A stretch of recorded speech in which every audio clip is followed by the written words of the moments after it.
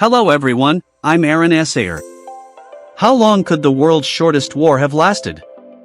10 days, 5 days, 1 day, 12 hours, 3 hours? The answer is none of these. If you want to support my channel, you can like the video below and subscribe to my channel. Don't forget to turn on notifications to be notified of upcoming videos. The Anglo-Zanzibar War was a military conflict fought between the United Kingdom and the Zanzibar Sultanate on August 27, 1896.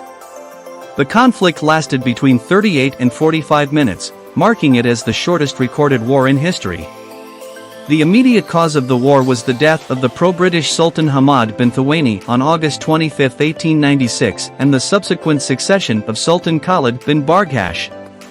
The British authorities preferred Hamad bin Muhammad, who was more favorable to British interests, as Sultan. In the agreement of June 14, 1890 instituting a British protectorate over Zanzibar, a candidate for accession to the Sultanate should obtain the permission of the British consul, and Khalid had not fulfilled this requirement. The British considered this a spybelly and sent an ultimatum to Khalid demanding that he order his forces to stand down and leave the palace. In response, Khalid called up his palace guard and barricaded himself inside the palace. The ultimatum expired at 9 o'clock East Africa time, ET, on August 27, by which time the British had gathered 3 cruisers, 2 gunboats, 150 marines and sailors, and 900 Zanzibaris in the harbor area. The Royal Navy contingent were under the command of Rear Admiral Harry Rawson, and the pro-Anglo-Zanzibaris were commanded by Brigadier General Lloyd Matthews of the Zanzibar Army, who was also the first minister of Zanzibar. Around 2,800 Zanzibaris defended the palace. Most were recruited from the civilian population, but they also included the Sultan's palace guard and several hundred of his servants and slaves. The defenders had several artillery pieces and machine guns, which were set in front of the palace sited at the British ships. A bombardment, opened at 9:02, set the palace on fire and disabled the defending artillery. A small naval action took place, with the British sinking the Zanzibari royal yacht HHS Glasgow and 2 smaller vessels. Some shots were also fired ineffectually at the pro-British Zanzibari troops as they approached the palace.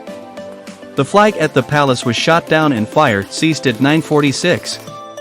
The Sultan's forces sustained roughly 500 casualties, while only 1 British sailor was injured. Sultan Khalid received asylum in the German consulate before escaping to German East Africa, in the mainland part of present Tanzania.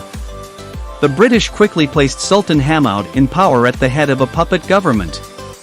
The war marked the end of the Zanzibar Sultanate as a sovereign state and the start of a period of heavy British influence. Zanzibar was an island country in the Indian Ocean, off the coast of Tanganyika. Today it forms part of Tanzania. The main island, Unguja, or Zanzibar Island, had been under the nominal control of the Sultans of Oman since 1698, when they expelled the Portuguese settlers who had claimed it in 1499. Sultan Majid bin Said declared the island independent of Oman in 1858, which was recognized by the United Kingdom, and split the Sultanate from that of Oman.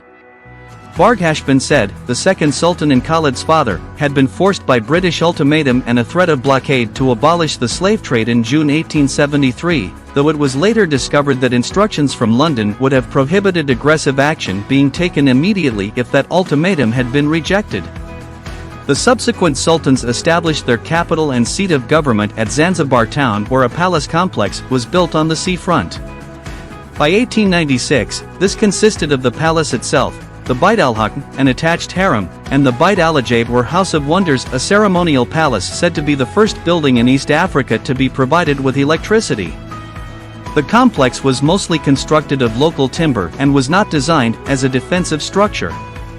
All 3 main buildings were adjacent to one another in a line and linked by wooden-covered bridges above street height. Britain had recognized Zanzibar's sovereignty and its sultanate in 1886, after a long period of friendly interaction, and generally maintained good relations with the country and its sultans. However, Germany was also interested in East Africa, and the 2 powers vied for control of trade rights and territory in the area throughout the late 19th century. Sultan Khalifa had granted rights to the land of Kenya to Britain and that of Tanganyika to Germany, a process resulting in the prohibition of slavery in those lands. Many of the Arab ruling classes were upset by this interruption of a valuable trade, which resulted in some unrest. In addition, the German authorities in Tanganyika refused to fly the flag of the Zanzibar Sultanate, which led to armed clashes between German troops and the local population. One such conflict in Tanga claimed the lives of 20 Arabs. Sultan Khalifa sent Zanzibari troops led by Brigadier General Lloyd Matthews, a former lieutenant of the Royal Navy, to restore order in Tanganyika. The operation was largely successful, but anti-German feeling among the Zanzibari people remained strong. Further conflicts erupted at Bagamoyo, where 150 natives were killed by German military forces, and at Ketwa, where German officials and their servants were murdered. Khalifa then granted extensive trade rights to the Imperial British East Africa Company, Ibiak, who, with German assistance, ran a naval blockade to halt the continuing domestic slave trade. Upon Khalifa's death in 1890, Ali bin Said ascended to the Sultanate. Sultan Ali banned the domestic slave trade, but not slave ownership, declared Zanzibar a British protectorate and appointed Lloyd Matthews as First Minister to lead his cabinet. The British were also guaranteed a veto over the future appointment of sultans. The year of Ali's ascension also saw the signing of the Heligoland-Zanzibar Treaty between Britain and Germany. This treaty officially demarcated the spheres of interest in East Africa and ceded Germany's rights in Zanzibar to the United Kingdom. This granted the British government more influence in Zanzibar, which they intended to use to eradicate slavery there, an objective they had held as early as 1804. Sultan Ali's successor was Hamad bin Thuwaini, who became Sultan in 1893. Hamad maintained a close relationship with the British, but there was dissent among his subjects over the increasing British control over the country, the British-led army and the abolition of the valuable slave trade. In order to control this dissent, the British authorities authorized the Sultan to raise a Zanzibari palace bodyguard of 1,000 men, but these troops were soon involved in clashes with the British-led police. Complaints about the bodyguard's activities were also received from the European residents in Zanzibar town.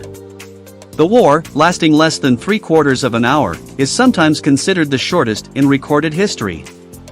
Several durations are given by sources, including 38 and 45 minutes, but the 38-minute duration is the most often quoted. The variation is due to confusion over what actually constitutes the start and end of a war. Some sources take the start of the war as the order to open fire at 9 o'clock and some with the start of actual firing at 9:02.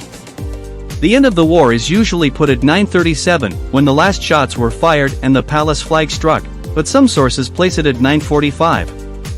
The logbooks of the British ships also suffer from this uncertainty, with St. George indicating that ceasefire was called and Khalid entered the German consulate at 9:35, Thrush at 9:40, Raccoon at 9:41, and Philomel and Sparrow at 9:45.